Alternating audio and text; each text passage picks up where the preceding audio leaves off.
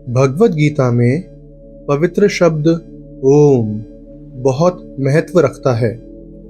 ओम परम वास्तविकता और सर्वोच्च स्थिति का प्रतीक है।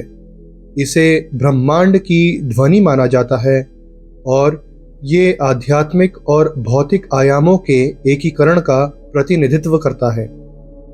ओम को ब्रह्मांडीय ध्वनि सारी सृष्टि का सार बताया गया है। ये ब्रह्मांड की संपूर्णता का प्रतीक है और इसका कंपन अस्तित्व में सभी चीजों को समाहित करता है। गीता के अनुसार ओम का जाप अभ्यासकर्ता को सार्वभौमिक सार से जोड़ता है, जिससे परम वास्तविकता की गहरी समझ होती है।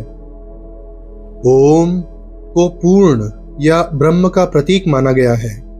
ओम पर ध्यान करके व्यक्ति चेतना की एक ऐसी स्थिति प्राप्त कर सकता है जो भौतिक दुनिया से परे है, जिससे आध्यात्मिक ज्ञान प्राप्त होता है। भगवद गीता में भगवान कृष्ण आध्यात्मिक विकास की खोज में ध्यान और एकाग्रता के महत्व पर बल देते हैं। ओम ध्यान के लिए एक शक्तिशाली उपकरण के रूप में कार्य करता है, जो मन को ध्यान केंद्रित करने और गहरी शांति की स्थिति प्राप्त करने में सहायता करता है। ओम का जाप मन को शांत करने, आंतरिक शांति की स्थिति और परमात्मा के साथ संबंध स्थापित करने में सहायता करता है। ये निर्देश भगवद गीता के अध्याय 8 श्लोक 12 और 13 में पाया जा सकता है, जहां भगवान कृष्ण ध्यान के माध्यम से सर्वोच्च स्थिति प्राप्त करने की प्रक्रिया का वर्णन करते हुए ओम के जाप के महत्व पर प्रकाश डालते हैं। कृष्ण कहते हैं कि ये अभ्यास योगी को परमात्मा में स्थित करता है। कृष्ण कहते हैं कि मृत्यु के समय ओम का उच्चारण करने से आत्मा को मुक्ति की उच्चतम अवस्था अर्थात मोक्ष तक ले जाया जा सकता है। भगवद गीता में भगवान कृष्ण द्वारा व्यक्त निर्देश मैं ओंकार हूँ, पवित्र ओम के साथ सर्वोच्च वास्तविकता या ब्रह्म की पहचान का प्रतीक है। ओम को पूर्ण ब्रह्म की ध्वनि अभिव्यक्ति के रूप में वर्णित किया गया है और इसे वेदों का सार माना गया है। ये अस्तित्व की समग्रता का प्रतिनिधित्व करता है और परमात्मा के अवर्णनीय अवैयक्तिक पहलू का प्रतीक है। जब कृष्ण घोषणा करते हैं मैं ओंकार हूँ, तो ये कथन ब्रह्म और ब्रह्मांड की अद्वैतता को रेखांकित करता है। इसका तात्पर्य ये है कि परम वास्तविकता या ब्रह्म और ब्रह्मांडीय कंपन ओम एक ही हैं।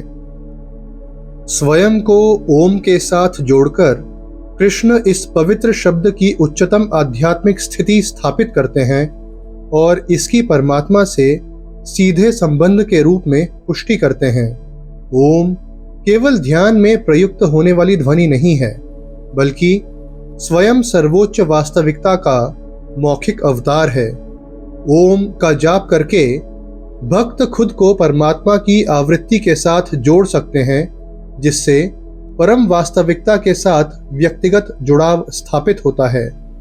ओम के साथ स्वयं की पहचान करके कृष्ण परमात्मा की सर्वव्यापकता पर बल देते हैं।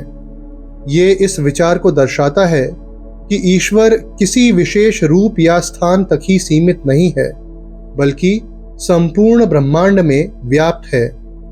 ये शिक्षा भक्तों को अपने आसपास की हर चीज में परमात्मा को देखने और परम वास्तविकता की निरंतर याद की स्थिति में अपना जीवन जीने के लिए प्रोत्साहित करती है।